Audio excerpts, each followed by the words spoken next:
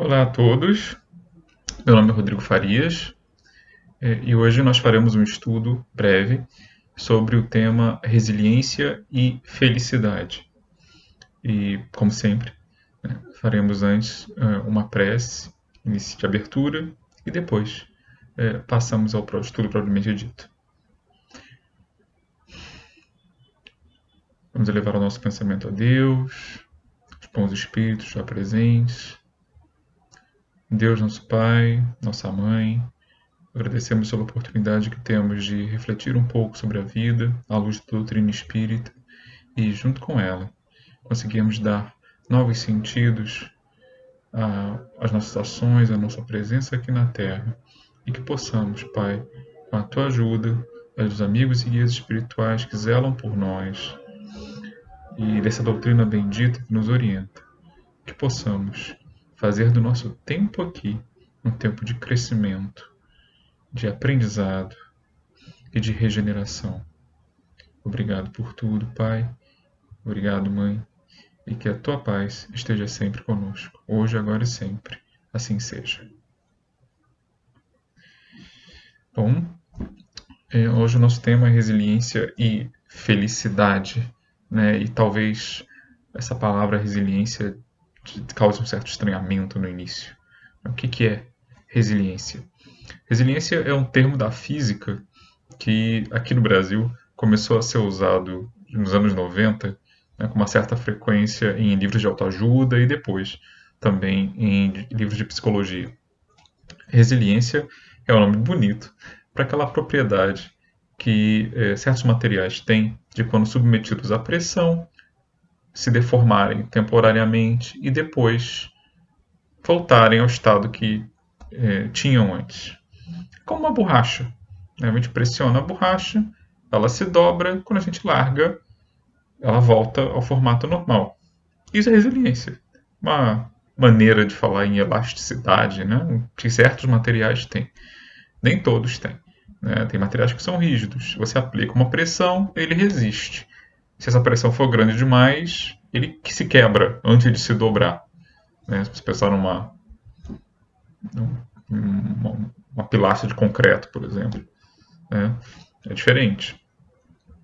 E o que isso tem a ver com a gente?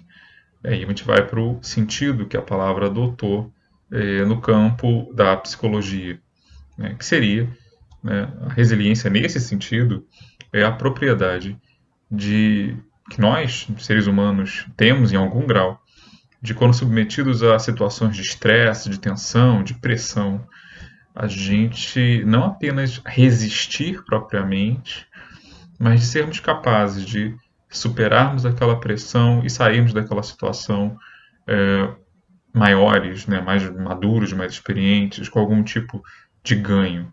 Então, em vez de voltarmos a simplesmente sermos o que éramos antes, como seria no sentido da física, né, da borracha que se curva diante de uma pressão, a gente sairia de uma situação mais difícil ou estressante, de alguma maneira melhores. Existem variações nessa leitura, mas essa é basicamente a, a definição básica que a maioria dos autores tem quando se fala em resiliência. Na verdade, também a gente poderia dizer que é uma espécie de leitura para coisas que os antigos chamavam de fortaleza, né? Que era uma virtude clássica. A fortaleza, que às vezes também é misturada ou confundida com a coragem, que também tem a ver com a capacidade de você resistir a pressões externas, a situações difíceis. Mas a resiliência no sentido moderno, ela tem esse componente de que não é apenas resistir, mas é também crescer junto. Alguns autores mais moderninhos também, né, que estão aí na moda, né, e os pensadores, falam em antifragilidade, né, que seria justamente essa capacidade de você se desenvolver diante da dificuldade, né, e aplicada não apenas a pessoas, mas a sistemas, ideias e outras coisas que não vêm ao caso. Mas o que isso tem a ver com espiritismo? Por que a gente está falando disso num estudo espírita? Tem a ver com o mero objetivo de estarmos aqui na Terra. E que objetivo é esse? Vamos relembrar lá a pergunta 132 do Livro dos Espíritos. Vou pegar aqui o meu velho livrinho de guerra que eu tenho desde os 12 anos. Já vão quase 30 anos que eu tenho esse volume aqui. Que diz assim, pergunta 132, vocês podem conferir na edição de vocês. Qual o objetivo da encarnação dos espíritos? Resposta. Deus a impõe com o fito de fazê-los chegar à perfeição. Para uns é uma expiação, para outros uma missão. Mas para chegar a essa perfeição, devem eles passar por todas as vicissitudes da existência corpórea. Nisso está a expiação. Tem ainda a encarnação outro objetivo, que é o de fazer o espírito realizar a sua parte na obra da criação. E para cumprir, em cada mundo, ele toma um aparelho em harmonia com a matéria essencial desse mundo, para nele executar, sob esse ponto de vista, as ordens de Deus. Deste modo, progride a maneira que concorre para a obra geral. Bom, essa única resposta, já tem aí alguns bons dados do que é o sentido da vida do ponto de vista espírita. O sentido da vida encarnada, por que a gente está na Terra. Primeiro, já indica que estamos numa caminhada para a perfeição. Ou seja, estamos num processo, estamos numa trajetória. É o que a gente, hoje em dia, na linguagem atual, nós espíritas costumamos falar de evolução, no sentido de desenvolvimento, de melhoramento, de aprimoramento. Então, nenhum de nós está pronto, nenhum de nós é um projeto acabado, nenhum de nós chegou aonde pode ainda chegar, está no seu desenvolvimento máximo. Todos nós estamos indo de um estado, digamos assim, de menoridade para um de maioridade, de imaturidade para um de maturidade. Então, estamos crescendo. Como é que se dá isso, exige um processo. E a encarnação, a vida na matéria, isso que a gente chama de vida, aqui na Terra ou em outros mundos. Mas essa experiência que a gente tem aqui, a experiência material, a experiência da vida na carne, é um processo pelo qual a gente vai chegando a esse estado de aprimoramento, um processo pelo qual a gente vai evoluindo. O que significa que a ideia da encarnação, da vida terrestre, é fazer com que a gente se melhore, que a gente se desenvolva. Por que nós passamos por todo esse processo de nascer, passar pela infância, crescer, adolescência, juventude, maturidade, velhice, morrer, depois reencarnar? Tudo isso para que a gente cresça, aprenda, se desenvolva, atue, influenciemos uns aos outros, porque esse não é um processo puramente individual, também tem um caráter coletivo nisso. E daí ele fala que em cada mundo ele assume um aparelho de harmonia com a matéria para ele executar sob esse ponto de vista as ordens de Deus. Não é executar apenas para mim, é executar pensando no conjunto. Então todos nós temos uma função, desde o menor, menos evoluído, vamos chamar assim, até o maior, o mais evoluído, espiritualmente falando. E o sentido da vida, falando de maneira geral, é isso. É a gente alcançar esse desenvolvimento. É nós sairmos daqui, quando desencarnarmos, seja isso quando for, de alguma forma maiores e melhores do que quando a gente chegou aqui. Ainda que por uma diferença de pouquinho ainda, tem pessoas que aproveitam mais uma vida, outras aproveitam menos aquele mesmo período, umas demoram mais para aprender certas lições, outras vão mais rápido, mas isso é de cada um. Depende das escolhas de cada um. O que é importante é que a vida serve como um educandário. A vida material, essa vida humana nossa que a gente está vivendo aqui, é uma vida que ela tem uma utilidade, ela tem uma função, ela tem um sentido. Ela não é um jogo de dados, ela não é um acaso, ela não é uma coisa que simplesmente aconteceu. Ela visa a um objetivo. E tudo que acontece nela, a gente pode ver à luz desse objetivo maior. Isso não quer dizer que cada coisinha que acontece já estava predefinida desde a eternidade, não é isso. Mas sim que O fato de estarmos passando por todas essas coisas que a gente passa na vida, né, as dificuldades, as decepções, as coisas boas também, as alegrias, os reencontros, as descobertas, tudo isso faz parte desse processo maior. Então, vista por esse prisma, né, a vida tem uma utilidade, ela tem uma missão. E cabe a nós, né, do ponto de vista espírita, cabe a nós fazer com que essa função seja atingida da forma mais plena que estiver ao nosso alcance.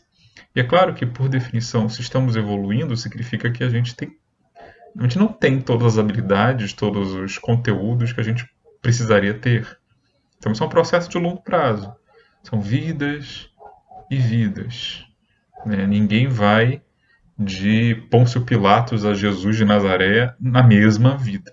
Tem pessoas que dão grandes saltos num tempo menor, outras precisam de mais tempo, mas isso é de cada um, depende das escolhas feitas, do grau de conhecimento, das decisões que são tomadas, é de cada um. O importante é sempre continuar crescendo, sempre na jornada. O que isso tem a ver, então, voltando, com a ideia de resiliência? Bom, eu estou gravando esse vídeo em setembro de 2020.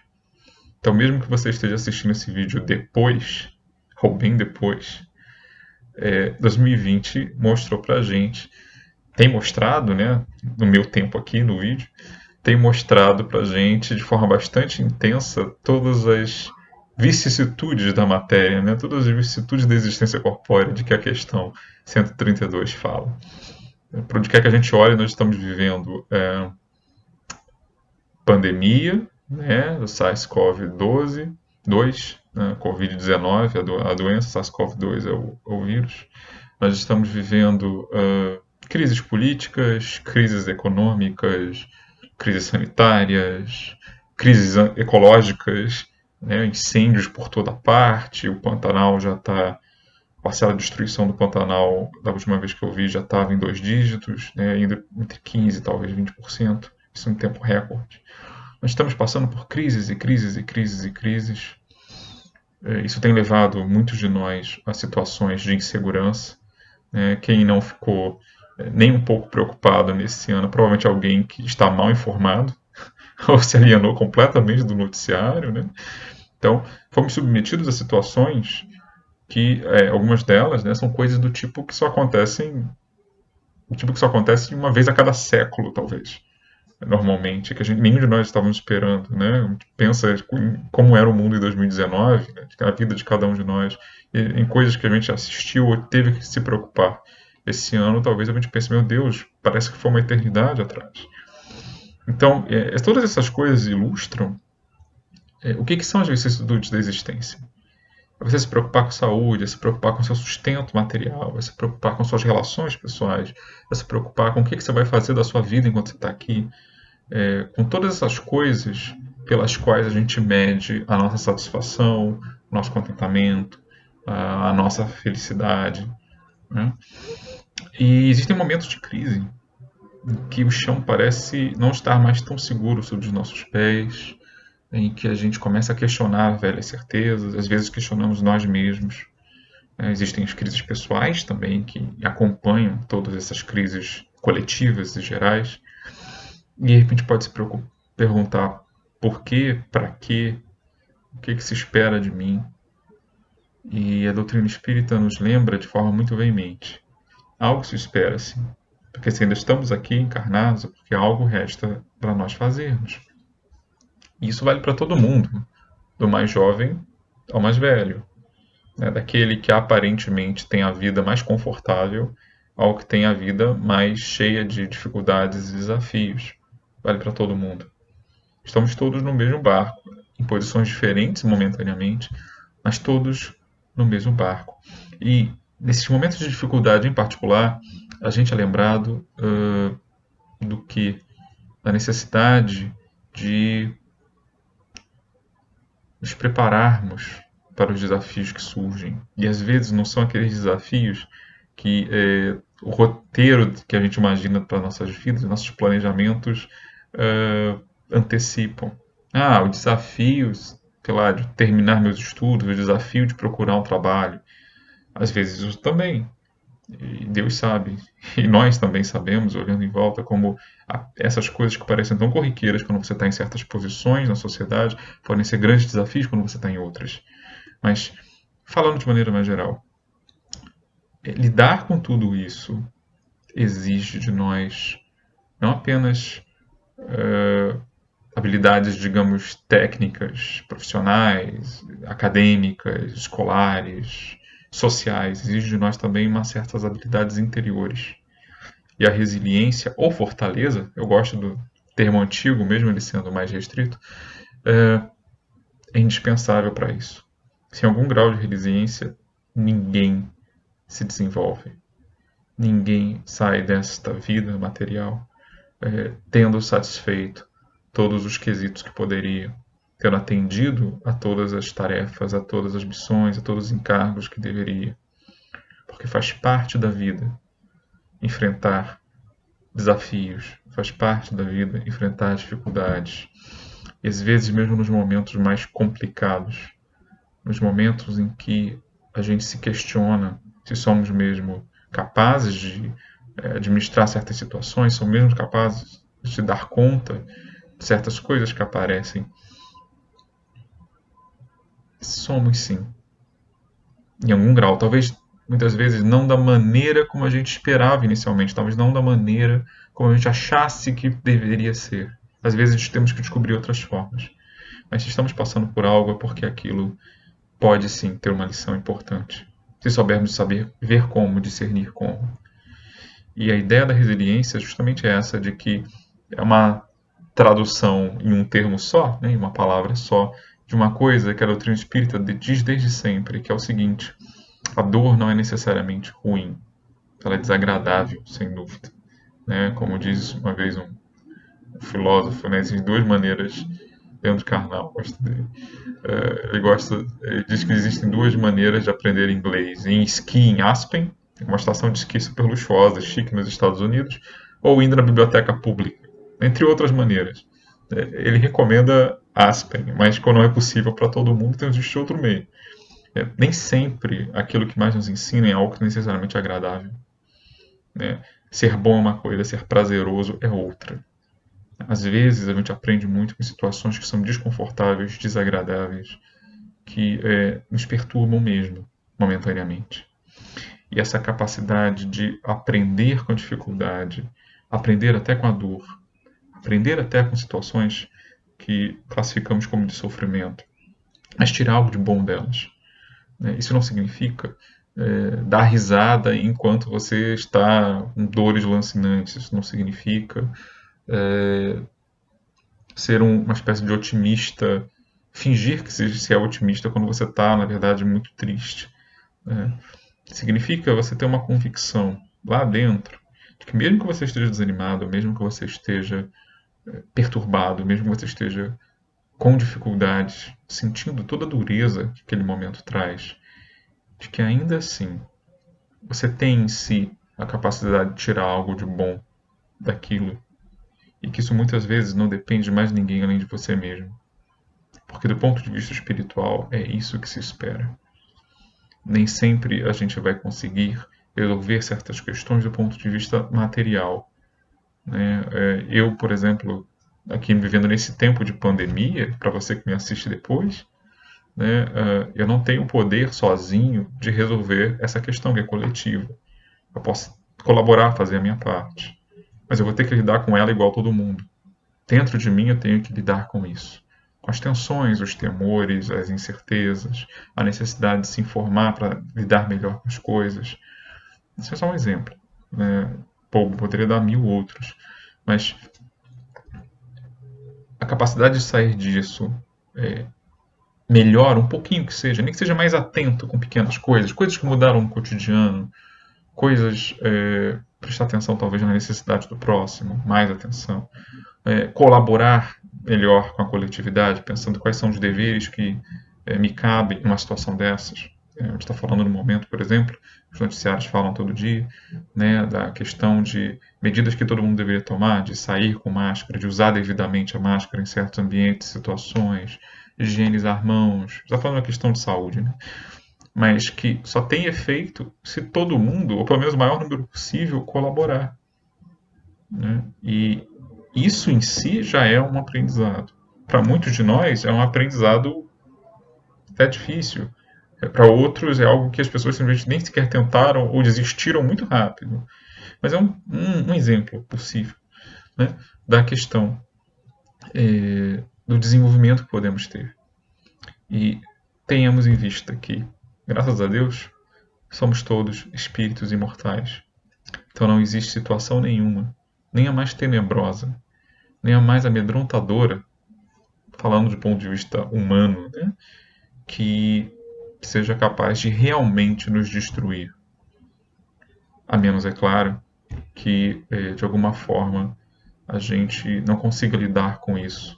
Mas ainda assim, mesmo que a gente não lide no momento, nós continuamos, somos imortais, nós somos indestrutíveis, nós somos filhos de Deus. E temos sempre novas oportunidades.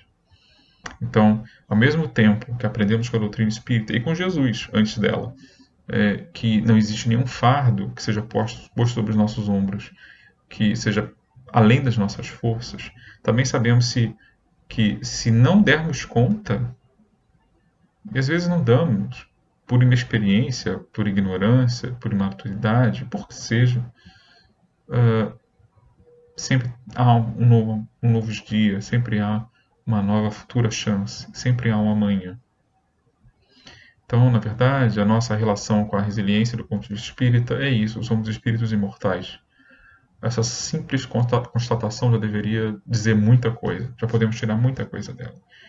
Somos imortais apesar das nossas dificuldades, somos imortais apesar das nossas lacunas, somos imortais apesar de todas as coisas que acontecem durante a vida em que nós julgamos menos que ideais, julgamos que são ruins ou difíceis. Somos imortais. As pessoas que séculos atrás, né, pereceram nos tantos massacres na história humana, que passaram pelas experiências mais extremas, todas elas, sem exceção, como espíritos, sobreviveram àquilo, tiveram a chance de começar de novo. Todos aqueles que, pelo outro lado, né, que cometeram esses massacres, cometeram crimes terríveis, crimes que ainda hoje mancham os livros de história, esses também têm tido e sempre terão uma nova chance de compensar o universo e seus semelhantes por aquilo que fizeram. Todos nós que hoje estamos atravessando situações difíceis, seja no âmbito pessoal, no âmbito material, em que âmbito for, nós somos também espíritos imortais e também temos a capacidade não apenas de sobreviver, mas, se preciso for, no futuro, voltarmos a lidar melhor com essas questões. A questão é que muitas vezes nós já tivemos essa oportunidade e antes estamos aqui mais uma vez, tendo a chance de acertar. Então isso não é um pretexto para deixarmos para depois, porque esse depois muitas vezes já é o presente. Nós podemos, de alguma forma, tirar algo de bom dessas experiências. E aí eu lembro de um caso, né? Eu sou professor de história, então os casos históricos sempre me vêm à cabeça, né? Eu tenho lido. Onde está? Eu acabei tirando daqui. Acho que está lá fora. Não, está aqui. É um livro que eu recomendo, né? Não é espírita, mas moralmente é como se fosse, né? A autobiografia de Martin Luther King. Antes disso eu li a autobiografia de Gandhi, também recomendo. Ainda pretendo chegar lá do Nelson Mandela daqui a um tempo. Todos esses líderes, né? Martin Luther King foi um dos líderes do chamado Movimento de Direitos Civis, que nos Estados Unidos foi um marco histórico na luta contra o racismo, né? Que marcou aquela sociedade de forma muito aguda, ainda existe, né? Mas era de forma particularmente intensa, né? Na época dele. E nesse livro são vários relatos dele contando como foi a sua experiência. E tanto ele como Gandhi e outros tantos como eles souberam combinar a luz espiritual. Luther King era um reverendo, um pastor batista. Gandhi era uma espécie de místico, não apenas hinduísta, né? Ele tinha também influências cristãs muito fortes, inclusive teosóficas. Mas cada um deles, à sua maneira, combinou espiritualidade e a aplicação a questões muito práticas e muito difíceis da sua época, seja a independência da Índia, seja a luta contra o racismo, sejam outras tantas. E todos eles passaram por uns bons bocados em função disso. Nenhum deles teve uma vida fácil. Cada um deles pagou, de diferentes maneiras, um preço por essa dedicação. E não por acaso, no caso deles dois, Gandhi e Luther King, os dois acabaram assassinados. Né? Mas, entre outras coisas. Então, na verdade, o que eles fizeram? Todos eles relatam o quanto eles foram crescendo ao longo disso. Nenhum deles veio um santo à Terra. Eles foram descobrindo suas vocações, foram descobrindo suas missões, descobrindo suas aptidões e foram aprendendo a cada golpe. E sofreram muitos. Do desprezo, desde aqueles que deveriam ser seus aliados, né, o antagonismo de seus adversários no campo das causas que eles defendiam, agressões físicas muitas vezes, né? Só o King, que pelas minhas contas, antes de ser assassinado em 1968, ele já tinha sofrido um atentado que efetivamente quase o matou, e o feriu, né, para uma senhora que tinha problemas mentais, mas várias tentativas, né, bombas lançadas contra casas, contra igrejas, etc. Fora outras agressões menores, mas sofreu. Então, são pessoas que demonstraram resiliência.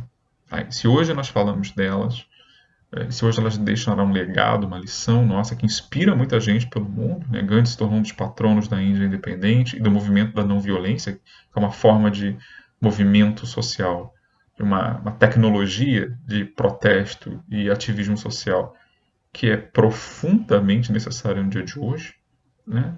E que inspirou diretamente o Luther King e vários outros depois deles. Todos eles tiveram que praticar a resiliência.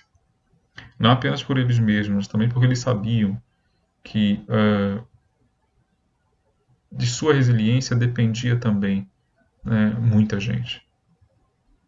Não apenas seus familiares, mas seus seguidores, um número muito grande de pessoas. Né? E que se eles se quebrassem, sendo líderes de movimentos, muitas vezes não buscaram esse papel, mas foram postos lá. Né? E se eles quebrassem, outros estariam se quebrando junto. Então, também tinha isso, essa solidariedade. Então, fechando já, o que a gente pode tirar à luz da doutrina espírita? Como a doutrina espírita pode, de alguma forma, colaborar para a nossa resiliência, para o desenvolvimento dela? Resiliência não é um traço que você simplesmente tem, né? Não é que esteja nos seus genes. Muitas vezes ela é adquirida, ela é desenvolvida, como tudo mais que faz parte da nossa mente, né? Das características do nosso espírito. Então ela não deve ser vista como um traço que cai do céu, né? Eu já nasci assim, vou morrer assim. Não, ela é desenvolvida, ela pode ser fortalecida. Psicólogos falam disso, mas místicos e religiosos também. E uma das maneiras pelas quais a doutrina espírita pode contribuir a desenvolver a nossa resiliência pessoal é lembrando a gente do sentido que as coisas têm, reinterpretando os fatos. Estou passando por uma situação difícil. Se você não tem conhecimento espiritual nenhum, você pode ver isso como um azar, você pode ver isso como destino, você pode ver isso como uma tragédia. Mas se você é espírita, você pode ver isso como uma escola. Você pode ver isso como uma situação transitória que visa a te ensinar alguma coisa. Você pode ver isso sem temor. Você pode ver isso sem desesperança. Você pode ver isso como uma parte do seu processo de desenvolvimento. E isso faz, ou pode fazer, né, se você refletir bem, pode fazer muita diferença. É como nas muitas vezes em que Kardec falava da diferença entre você conhecer as verdades espíritas e você ser um materialista, aquele que acha que tudo se termina na morte. Isso faz diferença? Pode fazer muita. Então, ao ressignificar a vida, explicar para a gente por que as coisas são como são e o que se espera de nós e nos fornecer um norte de conduta, né, um norte moral, a doutrina espírita contribui muito para a nossa capacidade de lidar com essas crises e desafios que a vida sempre, cedo ou tarde, nos oferece. E podemos aproveitar bem isso. Basta que a gente queira utilizar, né, esse manancial de informações, de esclarecimentos, de orientações e de consolos que ela sempre nos oferece. E para quê? Que no final, né, a doutrina espírita também nos esclarece, está, lá no livro dos Espíritos, na parte das leis morais, o que é exatamente a felicidade? A felicidade é quando a gente se afina, se harmoniza com as leis de Deus. E quando nós aprendemos a tirar as lições das dificuldades que passam pela nossa vida, que cruzam o nosso caminho, a gente faz isso, também conhecendo e nos harmonizando com as leis de Deus. Então, na verdade, isso os psicólogos materialistas também dizem, né? A resiliência, por exemplo, ela não se desenvolve simplesmente evitando situações de estresse ou de dificuldade. Ela pode ser desenvolvida e treinada e ampliada justamente sabendo lidar melhor com essas situações, ressignificando-as, vendo-as sobre uma nova luz. E passando por elas, é claro. Né? Senão a gente seria como o atleta que quisesse ganhar medalhas sem nunca ter feito exercício. Né? Ganhar músculos sem nunca ter levantado peso. Né? Ser veloz sem nunca ter praticado corrida e se cansado bastante no processo, porque é inevitável. Então é isso, gente. Vamos exercitar o músculo da alma. E para terminar, eu queria ler um poeminha desse livro aqui. A minha edição é antiga, Vozes do Grande Além, diversos espíritos, mediunidade, psicografia do Francisco Cândido Xavier. E capítulo 2 tem um poema chamado Estuda, da autoria do espírito Leôncio Correia, que diz assim: Estuda e encontrarás a lâmpada divina, que excelsa te clareia o templo da memória, descerrando-te aos pés a senda meritória em que a vida imortal se revela e domina. Estuda e atingirás a visão peregrina da ciência e do amor, da beleza e da história, antegozando a luz na sombra transitória e prelibando o céu na terra pequenina. Estuda e entenderás a glória que se expande da alma que, na humildade, aprendeu a ser grande, para quem a ilusão se prosterna de rastros. O livro que aprimora é o mentor que nos guia. Estuda e sentirás, chorando de alegria, o coração de Deus pulsando além dos astros. Então, o poeminha nos lembra, né, de como o mínimo de esclarecimento espiritual pode nos ajudar, né, e até onde ele pode nos levar. Não é estudar apenas os livros espíritas, que sem dúvida ajudam muito, né, mas o livro da própria vida. Então, tenhamos em mente que somos espíritos imortais.